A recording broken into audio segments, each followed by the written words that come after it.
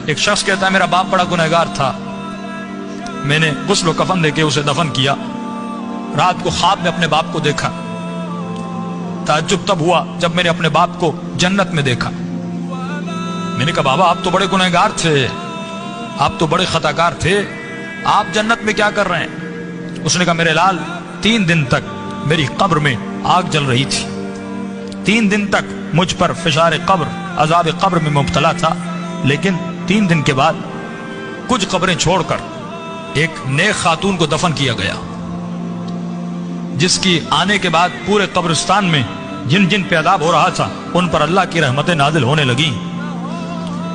فرمایا نور برس رہا تھا۔ کہا بابا یہ کیسا نور تھا؟ کہ جیسے اس کو دفن کیا پہلی رات بھی، دوسری رات بھی، تیسری رات بھی اس کی قبر میں حسین ابن علی آتے تھے۔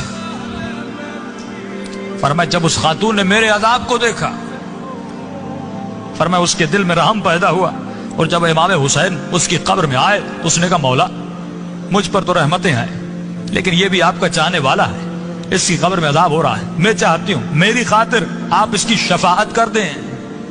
کہ اس وقت امام نے دعا کے لیے ہاتھوں کو بلند کیا، میرا عذاب ختم ہوا۔ کہ بابا وہ خاتون کون سی تھی؟ کہ اس کا نام یہ تھا، اس کے شوہر کا نام یہ ہے، فلاں محلے میں رہتی تھی۔ یہ نیند سے اٹھا، اس محلے میں گیا، اس شخص کا نام پوچھا کہ فلاں خاتون آپ کی زوجہ تھی؟ کہاں؟ کہ اس کا کون سا ایسا عمل تھا؟ کیا وہ بہت زیادہ نمازی تھی؟ کہ نہیں، صرف واجبات پہ عمل کرتی تھی۔ کہ بہت زیادہ قرآن پڑھتی تھی؟ کہ نہیں، مختصر قرآن پڑھتی تھی۔ کہ کوئی ان کا خاص بہت زیادہ ذکر تھا؟ کہ نہیں، ایک عام سی زندگی گزارتی تھی لیکن اخلاق کی اچھی تھی۔ اس نے کہا اتنا پوچھ کیوں رہے ہو؟ اس نے سارا واقعہ بتایا کہ آپ کی زوجہ کی خاطر میرے باپ کی شفاعت ہو گئی، کوئی تو ایسا عمل ہوگا جس کی وجہ سے امام حسین اس کی قبر میں گئے۔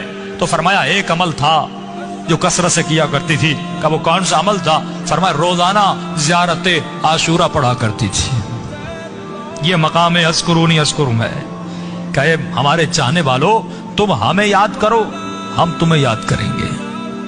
اللہ کہتا ہے تو ایک قدم ہماری طرف آ، ہم اہل بیت 10 قدم تمہاری طرف آتے ہیں۔ یہ قدم کردار کے اٹھانے ہیں، یہ قدم رفتار کے اٹھانے ہیں، یہ وہ قدم ہیں جو جناب سعید نے اٹھائے۔ آئیں ذرا میں حضرت باب الحوائج مولا عباس کے متعلق پیش کروں۔ آج نہیں دوں گا۔ کون ہے حضرت عباس ابن علی؟ جن کے لیے تہجد میں مولا نے دعا مانگی ہو، وہ علی جن کے حسن حسین جیسے بیٹے ہوں اور کہیں پروردگارہ ایک ایسا بیٹا دے جو کربلا میں میری نمائندگی کرے۔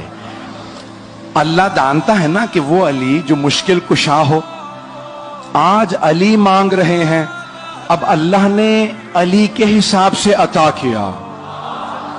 جب عطا کیا تو کہا علی میں آپ کو عباس دوں گا۔ عزیزان گرامی، جیسے ہی جناب امیر نے آغوش میں لیا تو جناب عباس نے انگڑائی لی، تو مولا نے فوراً کہا ہذا عباس، یہ عباس ہے۔ میں نے کسی مقام پہ پیش کیا تھا، شیر کی مختلف حالتوں اور کیفیتوں کے نام ہیں۔ اسد مطلق شیر کو کہا جاتا، شیر کو عربی میں اسد کہتے ہیں، ہر حالت کے الگ الگ نام ہیں۔ زرغام کہتے ہیں جو چیر پھاڑ کرنے والا شیر ہو،